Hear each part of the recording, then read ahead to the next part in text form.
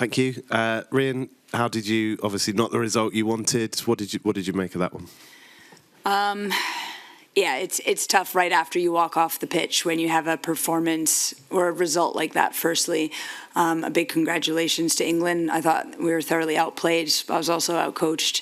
It was one of those games that you know that you'll look on as a huge moment to push you on to new levels, but it's hardly what you want to be saying right now. And I feel sorry that I wasn't able to give the players what they needed in that third game. But equally, I know it highlights that we've dipped our toe into something here and we're excited about it, but we've got a long way to go. And there's a real fitness gap, I think, for this team. When we think of tournament play, we're talking about 3, 4, 5, 6 games.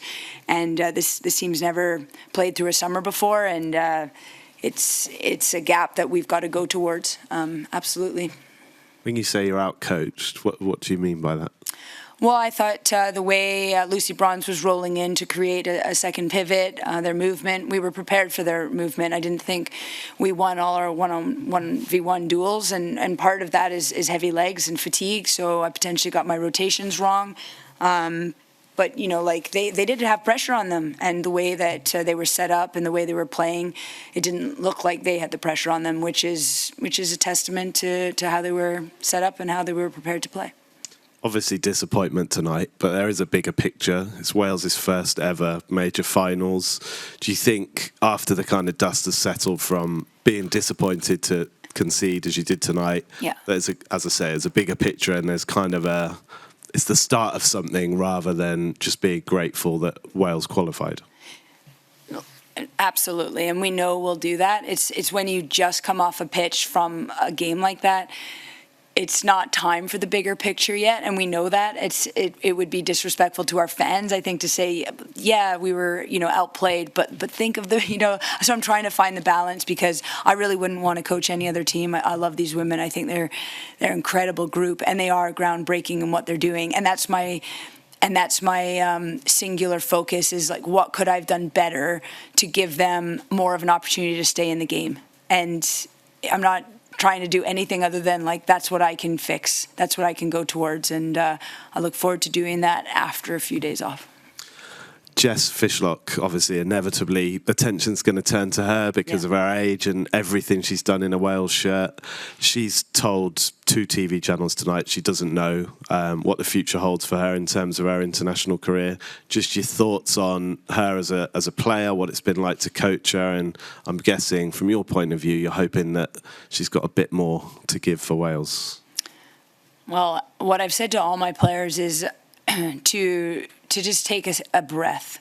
I think we're right in the thick of something, and there's so much emotion. Like there were great moments, and there were really hard moments and painful moments and big lessons and things that we are excited about. And it's not the time to look at future plans for Jess, for Kaylee, for some of our more experienced players. I hope that they stick together tonight and that they enjoy one another's company, that they celebrate the moments that they can celebrate. Jess has a goal and an assist, Hannah Kane goal. That's what I ask of this team, is that they make sure that they stick together as a team and just are around each other for a while, and then bigger life decisions can be made in the future. Lovely. Thank you, Rhian. Thank you. Hey, Rhian. Can I just ask what you said, or a précis of what you said, when you got all the team and the staff in a circle, because it looked like you were giving it some then. What did you say? I don't know about giving it some. I told them the truth. I said, like, this wasn't our day. I didn't think we had our best game. I didn't think I set them up as well as I could have, but equally, I told them exactly what I just said, that I wouldn't want to be with any other team. And it comes with hard and painful lessons, and that's going to be a reality, I think, because my plans for this team in the future are that we continue to play a type of expansive football, that we're front-footed in moments, and that we break with numbers, and that we possess the ball. And in doing that, in changing some of how we maybe play,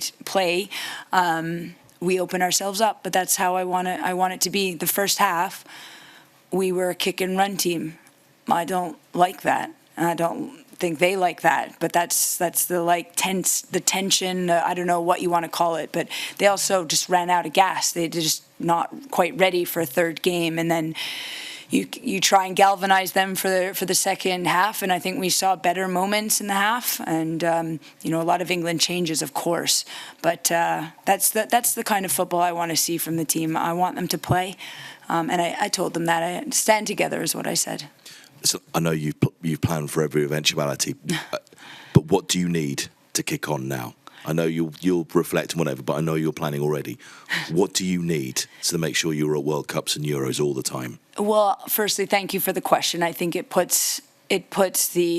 gives me the opportunity to put out a call to action, which I think we know. But what I would say first is that there are no excuses. This is absolutely a thorough and deserved win by England, and by their coaching staff and how they were set up, and some of their movements were fantastic. A huge thank you to our fan base, who were beyond outstanding. The England fans as well. That was a noise and a half tonight. And the FAW, who really went and gave us everything to make sure that we felt like we had earned the right and the privilege of representing our country. The next stage is that I need to get back to Wales, and I need to keep making sure that across our country we continue to push opportunity for our young girls across the country for all sport. Football is one sport. But I do think that's an important one, and I remember, and I'm sure the English media here will remember, I think Lotte Wubben-Moy and the English women took such a powerful step when they wrote that letter calling for the very similar, that this is a time in the world with a lot happening. I'm a football manager. I can't speak to much, but I will say that giving equal opportunity to our young girls has got to be something that we continue to push for. Well done. Thank you. Thank you. Any more questions? It's in the front here. Hi, Rhian. Just wanted to ask kind of a follow-up on that. You'll obviously know, being from North America, there was always this talk of a physical and athletic gap between US women's national team and everyone else. And now England have, with WSL and other kind of elements, been able to close that. So what do you think, from your experience, exactly your program needs in order to be able to change those physical and fitness elements? Yeah, I think there's two parts of that, because an international program can't really do that. We get them on a FIFA window for 10 days. So my players have to be playing. I had 5 players out of contract here. It's mind-blowing to me. Esther Morgan starts all of our games, plays, and she doesn't have a club. It drives me wild. I, as a Canadian who was developed in the U.S., of course, it's not the U.S.'s priority to develop the Canadians. And I look at some of my players, and it does frustrate me, like you can tell. So I've got to try and find them opportunities abroad in Scandinavia. Maybe I have to send them, to North America, which is tough challenge. But they have to be playing. Firstly, that's the basic. Same with my keepers. My keepers don't start for their clubs. So the next stage is, how do I get them in environments where they are getting that game time? And then the next step is, they're not club players, they're international players. So what is it that we're doing with Wales to help support their sports scientists, because they have to be ready they're owned by their club. So how do we work with them to continue to push their physical standards? Because I'll be honest, we don't have enough of my players right now who are hitting the top level benchmark. And those that are out of contract, are you actively trying to help them or push them into directions where you might have relationships at certain clubs? Well, one of my problems from being a North American is I don't have enough contacts in Europe, and that's something that I'm just speaking openly about it. It's hard because I can't just pick up the call and advocate. And I obviously, I'm so proud of the Canadian League, the USL, the NWSL, but equally, having players, you can see the huge effort it is for Angharad James and Jess Fishlock. Those transatlantic flights are not something I want so many players doing, but I'll do what needs to be done. So yes, I'm actively supporting their move because it is their decision, but I've told their agents that just use me. I need them playing. Just like any international coach, you just want your players playing. Thanks, appreciate it. All right, thank you. No questions?